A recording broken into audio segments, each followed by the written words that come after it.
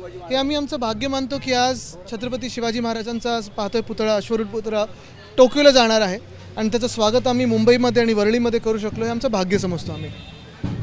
त्यासोबत काही पॉलिटिकल प्रश्न देखील आहेत. खास करून शिवभोजन थाळी आणि आनंदाचा शिदा हा बंद करण्याचा विचार राज्य सरकार करत आहे.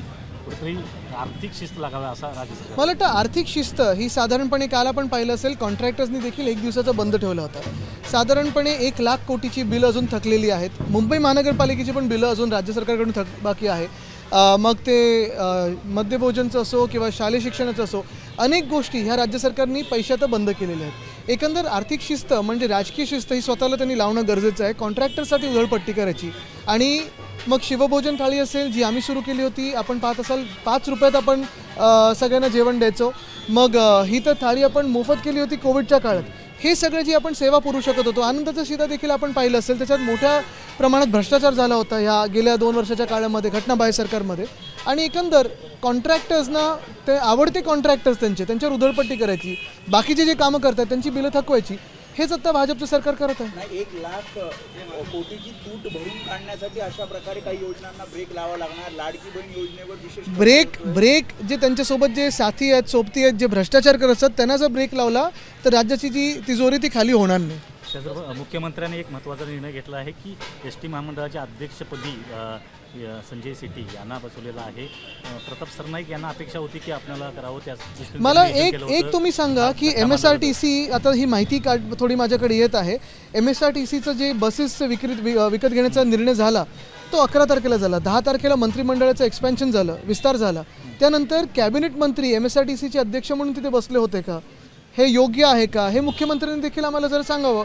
आणि एक चांगली गोष्ट आहे की जर तिथे कोणी अधिकारी बसत असेल आणि थोडी शिस्त लावत असेल, पण अजूनही STचे दर आम्ही चक्काजाम देखील केला होता मराठवाड्यामध्ये. STचे दर आपण पाहताय, निवडणूक वेगळी पण एक्झामच्या आधी लगेच हे करतायत. म्हणजे निवडणुकीच्या पुरतं सगळं काही थांबवलेलं असतं, पण आता एक्झाम येणार, लोक गावी जाणार, त्याच्या आधी दरवाढ होते.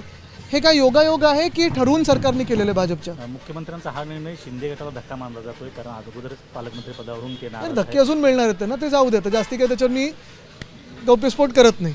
त्याचबरोबर धनंजय मुंडे यांच्या पत्नी करुणा मुंडे ह्या कुटुंब न्यायालयात गेल्या होत्या. त्यावेळी त्यांनी आता निर्णय आलेला आहे, कुटुंब न्यायालयाने दिला आहे की कौटुंबिक हिंसाचार प्रकरणामध्ये धनंजय मुंडे दोषी आढळलेले आहेत. धक्कादायक आहे. एखाद्या मंत्रिपदावर असली बसलेली व्यक्तीवर हे सगळं कोर्टाकडून देखील आपण पाहतोय की ताशारे ओढले जात आहेत, पण मंत्रिमंडळात किंवा मुख्यमंत्र्यांच्या कानावर ह्या कुठच्याही गोष्टी जात कशा नाहीत.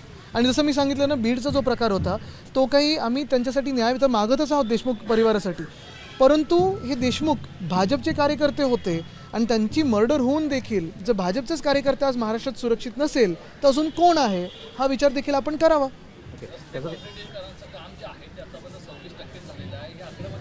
आपण मागच्या 2 वर्षात कदाचित सगळे कंटाळला असाल, जेवढ्या वेळा मी ही पत्रकार परिषद घेऊन रस्त्यांचा घोटाळा लोकांसमोर आपल्याच माध्यमातून आणला आणि आपले खास आभार मानतो की ती बातमी आपण सर्वांनीच तशीच्या तशी दाखवली.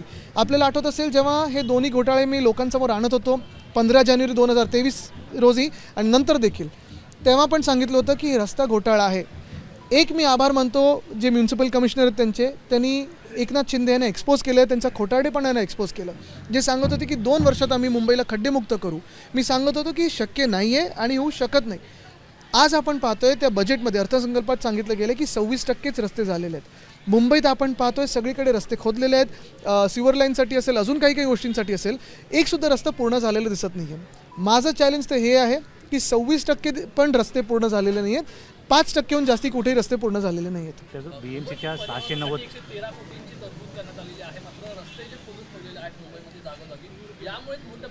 बघा, मुंबईत पर्यावरण जर आपण खरोखर त्याच्यावर बोलायचं असेल, चर्चा करायची असेल तर एक तर सखोल चर्चा त्याच्यावर झाली पाहिजे. आम्ही तयार आहोत काही आमच्या ज्या सूचना आहेत त्या करण्यासाठी, कारण आम्हालाही वाटतं राजकारणाच्या पलीकडे जाऊन मुंबईचं पर्यावरण हे सुधारलं पाहिजे. त्याच्यात पहिली गोष्ट म्हणजे मुंबई क्लायमेट ॲक्शन प्लॅन, ह्याच्यावर आपण काम सुरू केलं पाहिजे. जो क्लायमेट ॲक्शन प्लॅन आम्ही त्यावेळी 2021-22 साली बनवला होता. त्याचसोबत सॉलिड वेस्ट मॅनेजमेंट, म्हणजे तुम्ही घनकचऱ्याचं जे व्यवस्थापन आहे, कर लावताय, अदानी कर आमच्यावर लावताय, पण अदानी कर लावण्याच्या ऐवजी घनकचरा जर तुम्ही वेळेवर उचलला, विलगीकरणसाठी आम्हाला मदत केली, तर ह्या सगळ्या गोष्टी थोड्या आपण टाळू शकतो. तिसरं म्हणजे जो कचरा जाळला जातो, अनेक गव्हर्नमेंट इन्स्टिट्यूशन्समध्ये देखील आपण पाहतोय आणि बिल्डिंगांमध्ये जाळला जातो, तो रोखणं गरजेचं आहे. चौथं म्हणजे मोटर व्हेकलमधून जो प्रदूषण आपण पाहतोय, ठीक आहे, आता कोर्टाने पण त्याच्यावर लक्ष घालण्यात सुरू केलेलं आहे, पण आम्ही इलेक्ट्रिक व्हेकल पॉलिसी 2021ची जी आणली होती तशीच आता 2025 पासून पुढे काही महत्त्वाची ही इलेक्ट्रिक व्हेकल पॉलिसीमध्ये दुरुस्ती करून अपडेट करून त्याचं आणलं पाहिजे. मुंबई महापालिकेनं अभियंता भरती प्रक्रिया सुरू केलेली आहे, परंतु जे सेंटर आज आमचे विरोधी पक्ष नेते अंबादास दानवेजी जाऊन आयुक्तांना भेटून आले, महानगरपालिका आयुक्तांना भेटून आले. जे सेंटर्स आहेत, आपण पाहाल काही फोटोज जे माझ्याकडे आलेले आहेत त्या लोकांकडून जे एक्झामसाठी बसत आहेत, अतिशय भयानक आहेत. काही काही ठिकाणी फक्त एक पत्र आहे, कुठेही काही लीक होऊ शकतं, कॉपी होऊ शकतं, नाही, एकदमच भयानक जागी त्यांनी निवडलेल्या आहेत. आणि खरोखर मुंबई महानगरपालिका एवढी 2 वर्षात तिथे महापौर नसताना आणि नगरसेवक नसताना खालच्या पातळीवर जाऊ कशी शकते, हा एक विचार येतोय मनात. सर, बीएमसीनी रेल्वेचे देखील पैसे थकवल्याची माहिती सध्या तरी समोर आली यावर. बघा, रेल्वेला पैसे द्यायचं काय कारण आहे हे देखील रेल्वेने सांगणं गरजेचं आहे. 2-3 गोष्टी तुम्हाला देतो उदाहरणं. एक तर डिलाय रोडसाठी आम्ही 90 कोटी BMC कडून दिले होते. त्याच डिलाय रोडसाठी रेल्वेने 3 वर्ष लावले, 2दा काम चुकवलेलं आहे. गोखले रोडचं ब्रिज रेल्वे आणि BMCची सांगड होती, तिथे देखील आपण आधीच पैसे दिले होते, ते देखील अजून दिले नाहीत. रेल्वे कधीही मुंबई महानगरपालिकेच्या कामांना किंवा काही विनंती असतील त्यांना कधीही पुढे येत नाही. मग ते कल्वर्टचं क्लिनिंग असो, पावसाळ्याच्या वेळी असो, किंवा ज्या ट्रेन अडकतात पावसाळ्यामध्ये तेव्हा काढायला पण आपल्याला कधी कधी देत नाही. असंच करत असताना रेल्वेने मुंबईमध्ये काय भूमिका घ्यावी.